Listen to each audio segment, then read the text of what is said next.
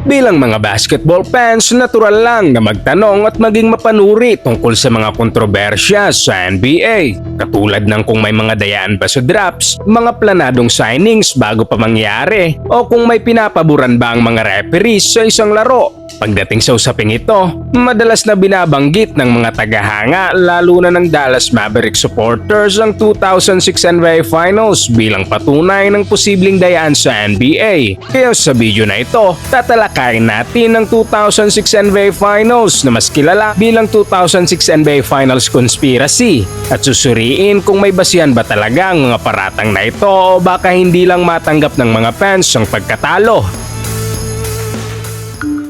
Sa isang liga na matagal nang dominated ng mga teams tulad ng Boston Celtics, Los Angeles Lakers, San Antonio Spurs at Chicago Bulls, naging kakaiba ang 2006 NBA Finals. Dito nagharap ang dalawang teams na parehong first time lang makarating sa finals, ang Miami Heat at ang Dallas Mavericks. Ang Miami ay pinapangunahan ni Pat Riley at kahit nagtapos sila sa regular season na may 52-30 record ay malinaw na malakas ang kanilang lineup.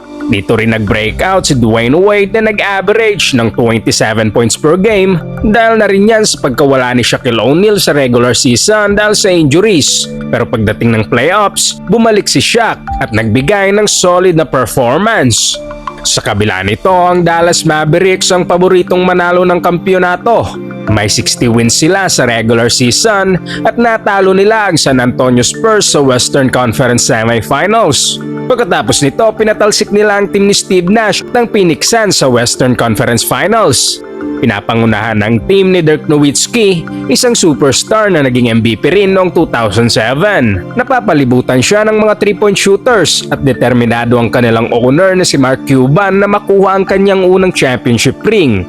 Pagkatapos ng unang dalawang laro sa NBA Finals, mukhang makukuha na ng Dallas ang pinapangarap nila dahil nagsimula ang Mavericks sa series sa dalawang convincing wins sa home court kung saan nag-deliver si Dirk Nowitzki ng solid performance na may 26 points at 16 rebounds sa Game 2 na nagbigay sa Dallas ng 2-0 lead papunta sa Game 3 sa Miami. Maya-maya babalikan natin ang Game 3 dahil kung may ebidensya man na magpapatunay na hindi dinaya ang serye ay yun ang Game 3. Sa ngayon, ang kailangan lang nating malaman, nanalo ang Heat sa Game 3 by just 2 points. Pagkatapos nito, nasundan pa nila ng panalo sa Game 4 na nag-set up ng Game 5 sa Miami. At dito na nagsimulang kumalat ang conspiracy na baka ang resulta ng NBA Finals na ito ay napagdesisyonan na bago pa man tumapak sa court ang mga players. Bago natin talakayin ang susunod na dalawang laro at ipakita kung bakit sinasabi ng iba na nanakawan ng championship ring ang Dallas Mavericks, pakinggan muna natin ang sinasabi ng isa sa mga pinaka-controversial na referee sa NBA na si Tom Dogani sa kanyang libro na Personal Foul na isasalin natin sa Tagalog.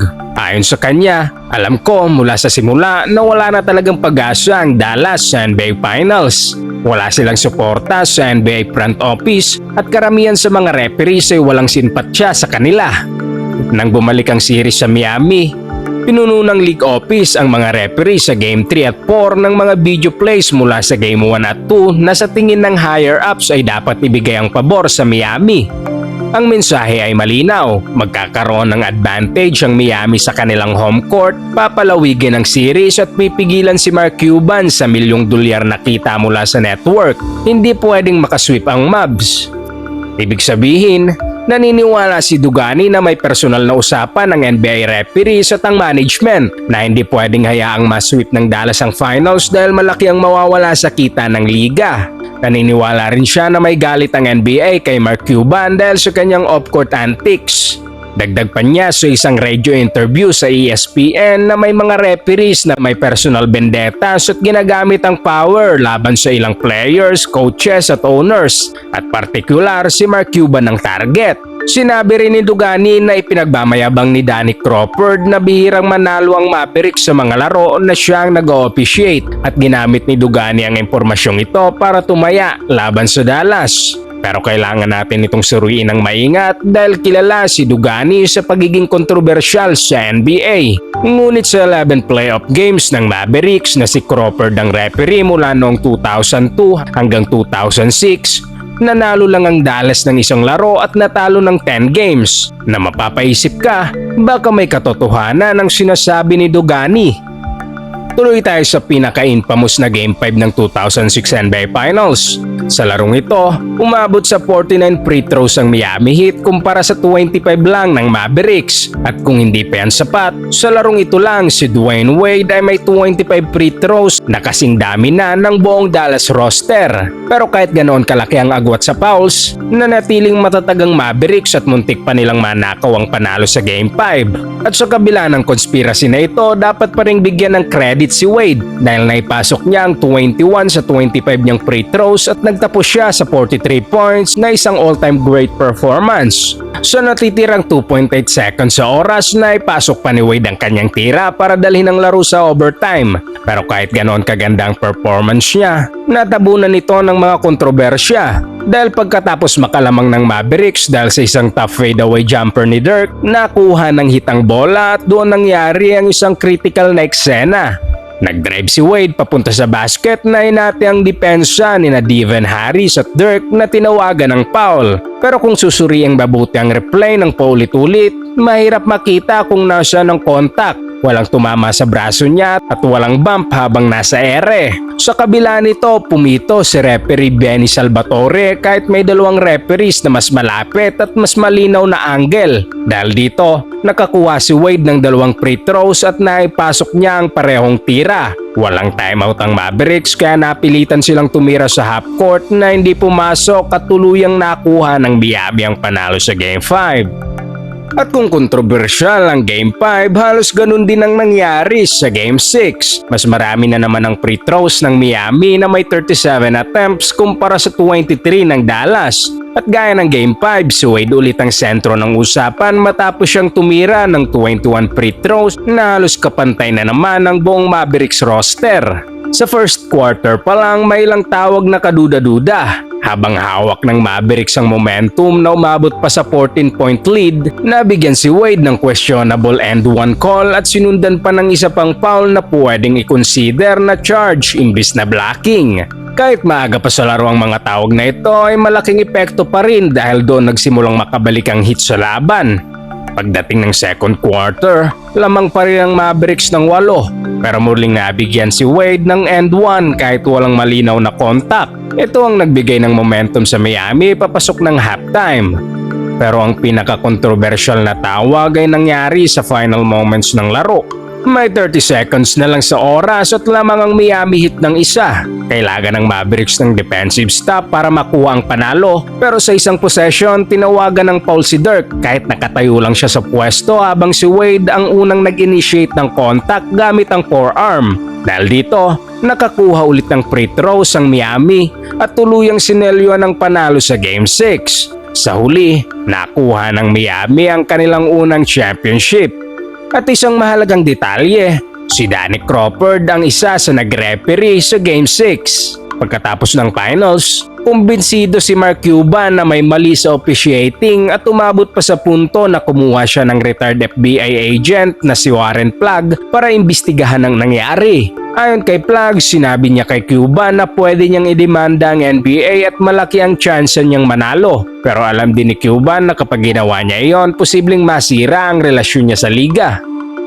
Ngayon na nakita na natin ang side kung bakit sinasabing rig ang series, kailangan din nating tingnan ang kabilang panig kung bakit posible ring hindi ito dinaya. Kung totoo mang tinarget ng NBA ang Dallas noong 2006, masasabi ring hindi ganon kagaling ang execution nila. Balikan natin ang Game 3. Lamang ang Mavericks ng 5 at may mahigit 2 minuto pa. Pero nagkaroon sila ng isang bad possession na nauwi sa shot clock violation. Sa sumunod na possession, napilitan ulit silang kumuha ng alanganing tira at sumablay ito. Habang nangyayari ito, unti-unti nang nakakabalik ang Miami. Nakapagpasok ng tira si Wade para palitin ang lamang.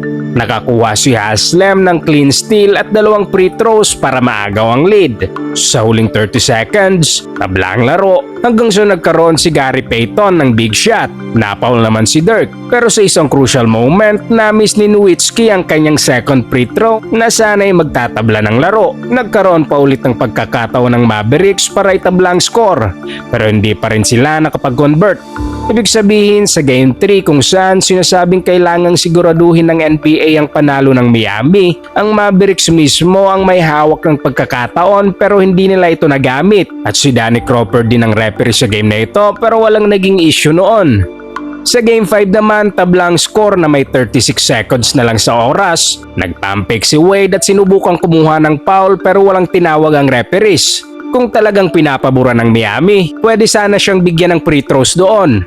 Sa huling 5 seconds, nag-drive ulit si Wade at nagkaroon ng contact sa rim. Pwede ulit itong tawagan ng end 1 pero hinayaan lang na magpatuloy ang laro. Kung nagminti siya roon, panalo sana ang Mavericks at panalo rin sana kung naipasok ni Jason Terry ang buzzer beater niya. Sa overtime, hindi rin tinawagan ng foul ang drive ni Anton Walker pero sa kabilang dulo nabigyan ng foul si Josh Howard.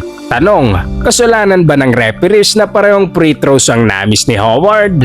Kahit isa lang ang pumasok, ibang usapan sana. At kung hindi rin hinayaan ng Mavericks na makashoot si Gary Payton na 37 years old na noon sa isang drive, hindi na sana umabot sa foul call kay Wade.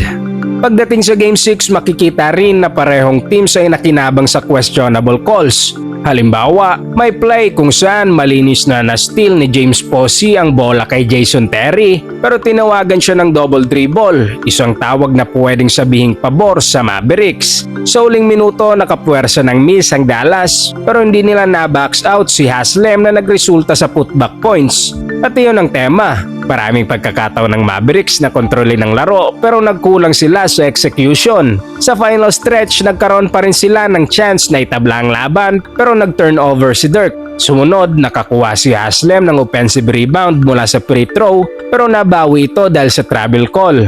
Sa uli, nagminti si Jason Terry ng isang magandang tira at doon tuluyang nakuha ng Miami ang panalo at ang championship. Kung susuriin ang tatlong dikit na talo ng Mavericks sa Game 3, 5 at 6, oo, may mga tawag pansin sa laki ng agwat sa free throws at sasabihin na reps ang nagpanalo sa Miami. Pero kung isipin, ilang beses nagkaroon ng pagkakataon ng Dallas na manalo at itabla ang laro sa closing moments at hindi nila ito nagawa. At doon papasok ang tanong, kasalanan ba talaga ng referees? Para sa marami, hindi. Kaya kahit naniniwala si Mark Cuban na naagrabyado ang kanyang team, marami rin ang hindi sang-ayon. Maaaring hati pa rin ang opinyon. Maintindihan rin natin kung bakit frustrated ang Maverick fans lalo na kung titingnan ang officiating na hindi rin naging consistent pero walang konkretong ebidensya para sabing rig ang buong series. Ang malinaw lang hindi perpekto ang officiating sa finals na ito. Pero higit sa lahat, isang bagay ang hindi dapat makalimutan. Si Dwayne Wade ay naglaro ng isa sa pinakamagandang finals performance sa kasaysayan ng NBA. Halos sumabot siya sa averages na 35 points, 8 rebounds, 4 assists at 3 steals. Isang dominanting run na talagang mahirap baliwalain.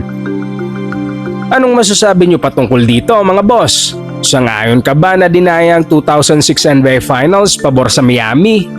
I-komento mo lamang sa ating comment section at babasahin nating lahat yan. Huwag kalimutang mag-like at subscribe para sa mas marami pang sports kwento.